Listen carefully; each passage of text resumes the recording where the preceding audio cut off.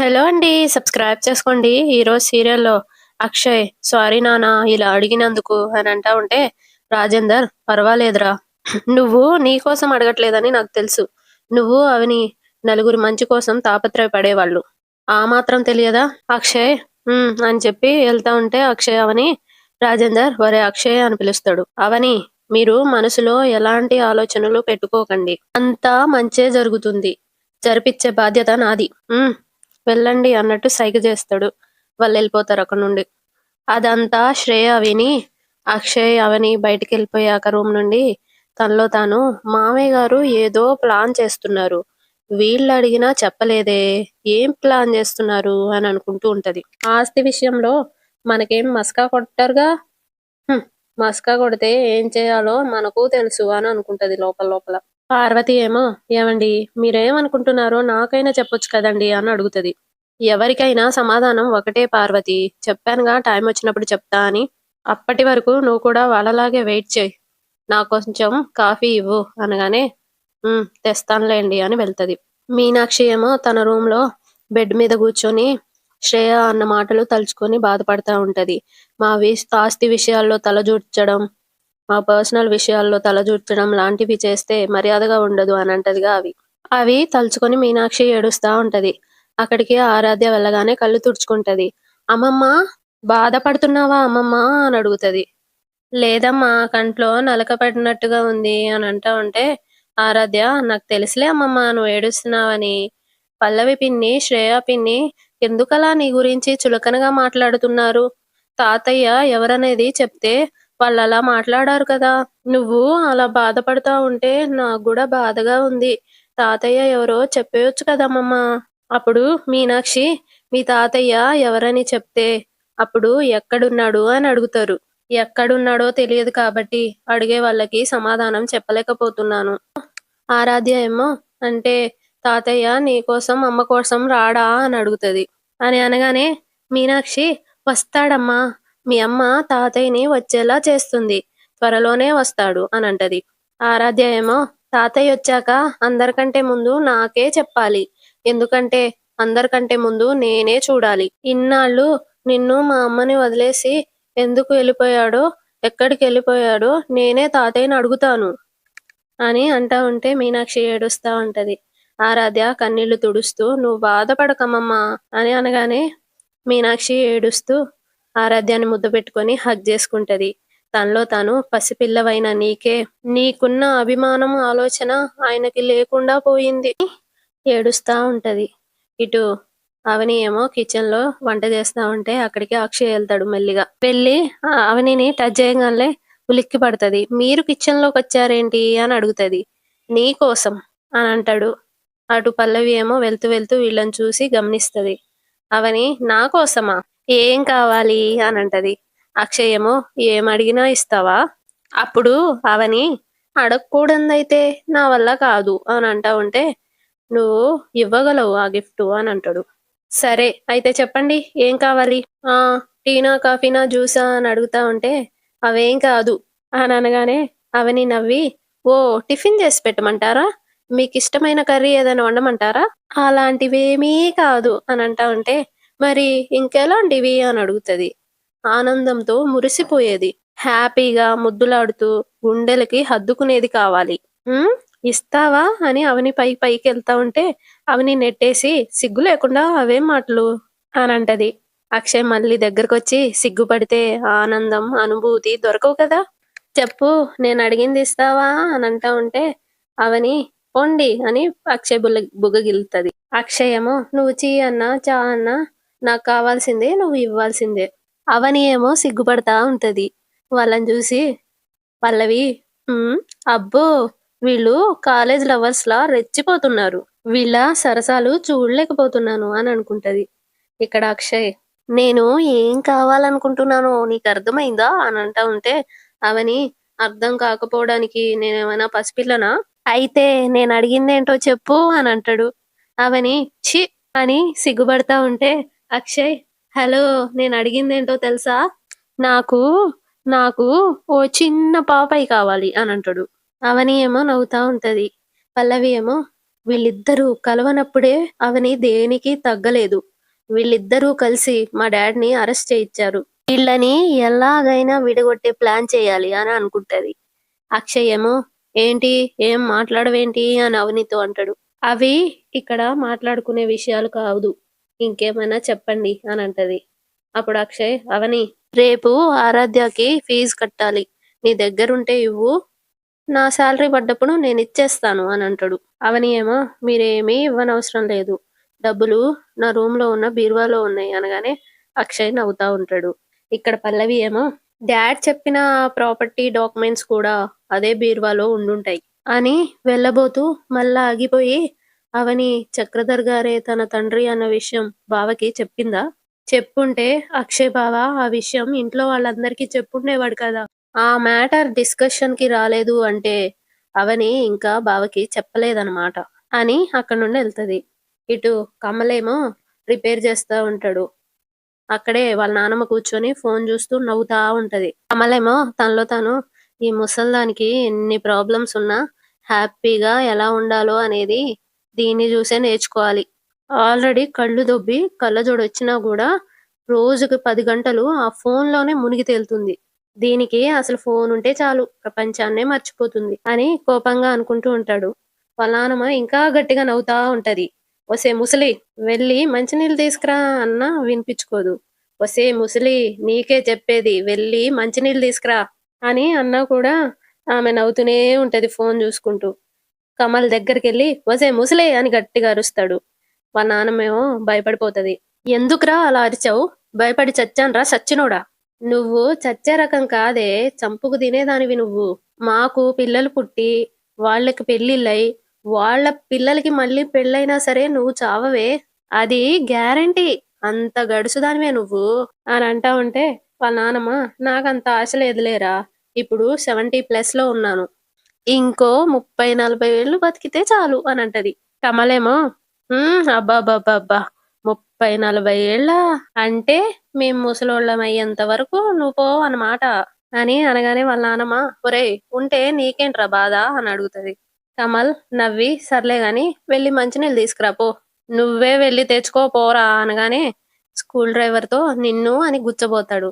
"ఆ! ఆ! ఒరేయ్! తెస్తానురా. తెస్తాను తీ" అనగానే "అది" అని తీస్తాడు. వెళ్తది. వెనకాల కమల్, "ఎవరికైనా వయసు పెరిగే కొద్దీ ముసలితనం పెరుగుతది. దీనికేమో టెక్కు పెరుగుతుంది. టెక్కు బాగా" అని అనుకుంటాడు. వాళ్ళ నానమ్మ మంచినీళ్ళు తీసుకొచ్చి, "ఇదిగా తీసుకా" అని మంచినీళ్ళిచ్చి ఎళ్లి సోఫాలో కూర్చొని మళ్ళీ ఫోను చూస్తా ఉంటది. మళ్ళీ నవ్వుతా ఉంటది. కమలేమో, "ఒసేయ్ ముసలి, దురద పెడుతుంది గోకు" అనంటాడు. "పోరా" అనంటది. "ఆ! వస్తావా? రావా నిన్ను" అని అనగానే, "ఆ! వస్తాను, వస్తాను" అని వచ్చి, కర్మ ఏంటో అని గోకుతా ఉంటది. "దొంగ సచ్చినోడా! నీ కంటికి నేను పని మనిషిలా కనిపిస్తున్నానురా" అని అనుకుంటా ఉంటది. కమలేమో, "ఏయ్! ఏంటే గొణుగుతున్నావు" అనంటే, "ఏం లేదురా గోకుతున్నాను" అనంటది. "దొంగ సచ్చినోడు, దొంగ సచ్చినోడు. నా చేత చూడు ఎలా పని చేయించుకుంటున్నాడో. మా ఆయనకు కూడా నేనిలా చెయ్యలేదు" అనుకుంటూ గోకుతా ఉంటది. కమలేమో నవ్వుతా ఉంటాడు. "కొంచెం కిందకి, కిందకి, కిందకి గోకవే" అని అనగానే, "గోకుతున్నానురా" అని చెయ్యి కిందకంటది. Current shock గొడతది. అంటే ఆ వయసుతో కమల్ కావాలనే ముట్టుకునేలా చేత్తాడు. Current shock గొట్టి పడిపోతది. కమలెళ్ళి, "బామా, బామా, బామా" అని మంచినీళ్ళు మొఖాన కొడతాడు. "ఆ! ఆ!" అనుకుంటూ లేచి, "ఏమైందిరా నాకు" అని అడుగుతది. "చిన్న కరెంట్ షాక్ తగిలిచ్చానే పడిపోయావు" అనంటాడు. ఆళ్ళ నానమ్మేమో, "ఆ!" అనంటది. "ఆ! అవునే, చిన్న షాక్ తగిలియంగానే పడిపోయావు. ఇంకోసారి తగిలితే గుండె ఆగిపోతది. అలాంటి నువ్వు ఇంకో 40 ఏళ్ళు బ్రతికి ఏం ఉద్ధరిస్తావే? చిరాకులు, తిట్టుకోవడాలు, అలగడాలు ఒకటి మళ్ళీ. ఒక్కటి గుద్దానంటే ముక్కు సమోసా అయిపోతది. వెళ్ళే" అని ఎళ్ళిపోతాడు అక్కడి నుండి. వాళ్ళ నానమ్మేమో తనలో తాను బాధపడుతూ, "నన్ను చంపిచ్చే ముందు ఆ యముడు యమబట్టల్ని పంపకముందే ఈ తింగరోడు చంపేసేలా ఉన్నాడు" అనుకుంటూ ఏడుసుకుంటూ ఉంటది. పల్లవి అవని వాళ్ళ రూమ్‌లోకెళ్తది. ఆరాధ్య ఏమో బెడ్ మీద కూర్చొని హోంవర్క్ చేసుకుంటూ ఉంటది. "ఆరాధ్య" అని ప్రేమగా పిలుత్తది. ఆరాధ్య ఏమో చూసి చూడనట్టు మళ్ళీ రాసుకుంటూ ఉంటది. "ఆ! నిన్న నేనేదో కోపంలో, టెన్షన్‌లో అలా అన్నాను. సారీ బంగారం" అనంటది పల్లవి. అయినా గూడా ఆరాధ్య పట్టించుకోకుండా హోంవర్క్ చేస్తా ఉంటది. "మాట్లాడవేంటి? నిన్ను తిట్టినందుకు నా మీద ఇంకా కోపం పోలేదన్నమాట అని అంటా ఉంటే, ఆరాధ్య ఏం లేదు పిన్ని అని అంటది. పల్లవి ఏమో మా బంగారంరా నువ్వు అని నుదిటిన కిస్ చేస్తది. ఆ నీకు ఒక సర్ప్రైజ్ ఉంది అని చాక్లెట్లు ఇస్తది. నీకోసం చాక్లెట్స్ తీసుకొనొచ్చాను తీసుకో అని ఇస్తది. ఆరాధ్య ఏమో థ్యాంక్స్ పిన్ని అని తీసుకుంటది. పల్లవి ఏమో ఆ అవును, మొన్న నువ్వు ఫంక్షన్‌లో నెక్లెస్ లాంటి ఒక హారం యేసుకున్నావు చూడు, అది చాలా బావుందిరా. రేపు నేను నా ఫ్రెండ్ బర్త్‌డే పార్టీకెళ్ళాలి. నువ్వొకసారి ఆ హారం నాకిస్తావా అని అడుగుతది. ఇస్తాను పిన్ని అని అంటది. అదిప్పుడు ఎక్కడుంది అని పల్లవి అడుగుతది. బీరువాలో ఉంది. హా! తాళం ఇస్తావా? నేనొకసారి చూస్తాను అని పల్లవి అడుగుతది. ఆరాధ్యేమో ఇస్తాను అని తాళాలు తీసి ఇదిగో పిన్ని అని ఇస్తది. థాంక్యూ. నువ్వు రాసుకో అనంటది. ఆరాధ్య ఏమో అని బెడ్ మీద కూర్చొని రాసుకుంటా ఉంటే, పల్లవి ఆ తాళాన్ని చూసుకుంటూ నవ్వుతూ బీరువా ఓపెన్ చేస్తది. బీరువా ఓపెన్ చేస్తా ఉంటే అది ఓపెన్ కాదనమాట. అప్పటికే అవని అక్కడికొస్తా ఆరాధ్య అని పిలుస్తది. పల్లవి అది గమనిచ్చి ఆరాధ్య నేను తర్వాతొచ్చి తీసుకుంటాను. ఒక చిన్న కాలుంది చేసుకుంటాను అని బయటకొస్తది.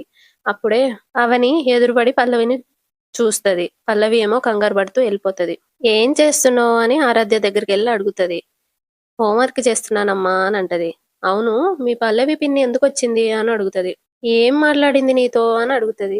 అప్పుడు ఆరాధ్య "నా డ్రాయింగ్ బుక్ కోసం అడిగితే నన్ను తిట్టింది కదా!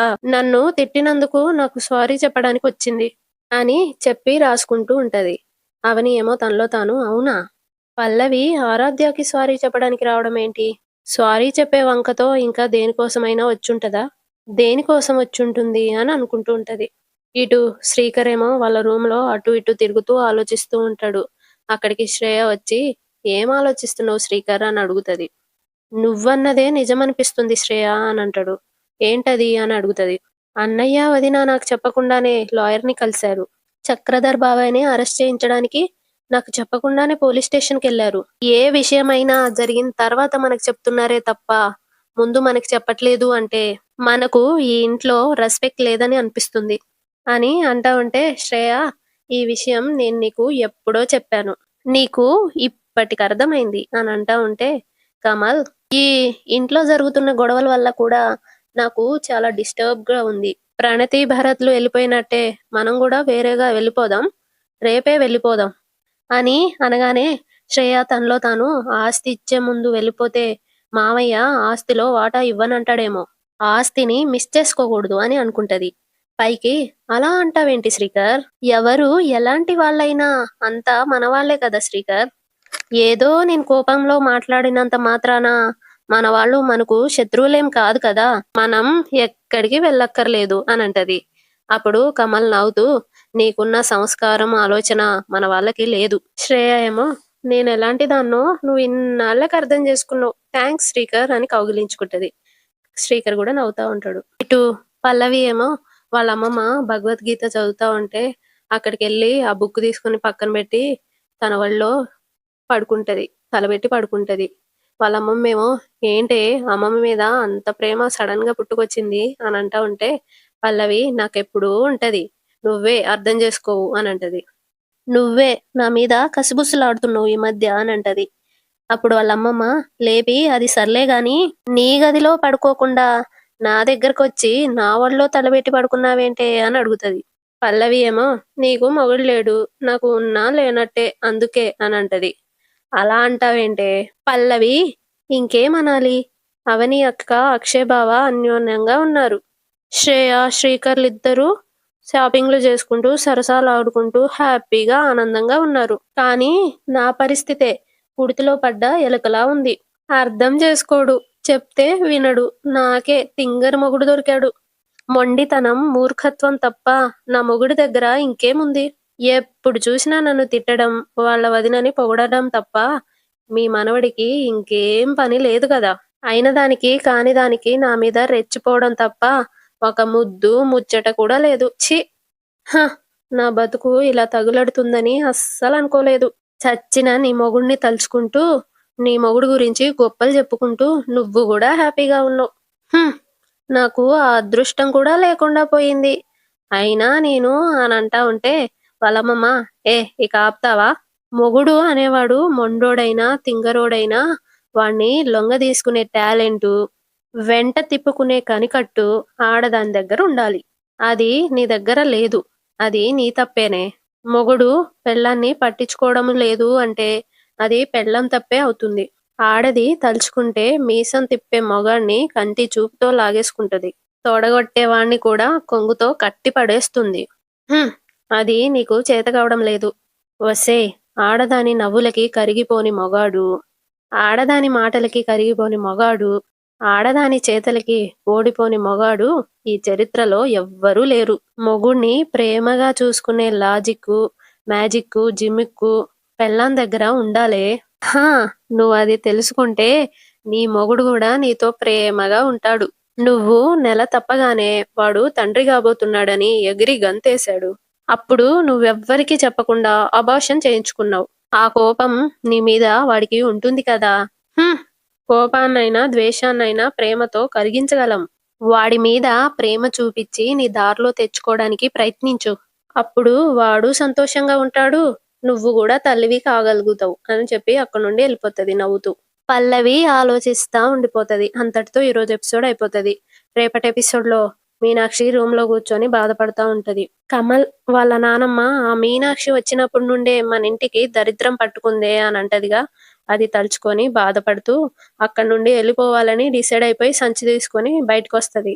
అది అవని చూసేస్తది. "నువ్వు ఇలాంటి నిర్ణయం ఏదో తీసుకుంటావని నాకు తెలుసమ్మా" అని అంటది అవని.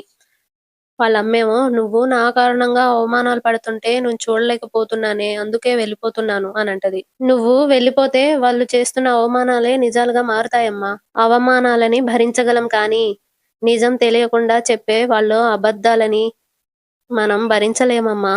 మీనాక్షి ఏమో మీ నాన్నేమో జైల్లో ఉన్నాడు. ఆయన ఎప్పుడొస్తాడో తెలియదు. వచ్చాకైనా" అనంటా ఉంటే అటు అక్షయ్ వింటా ఉంటాడు. "వచ్చాకైనా నిజం చెప్తాడో లేదో తెలియదు. అర్థం చేసుకో అవని" అని ఏడుస్తా ఉంటే అక్షయ్ "నేనర్థం చేసుకోగలను" అనంటాడు. వీళ్ళిద్దరూ షాక్ అయిపోతారు. అంతటితో ఈరోజు ఎపిసోడ్ అయిపోతది. సబ్స్క్రైబ్ చేసుకోండి. లైక్ కూడా చేయండి.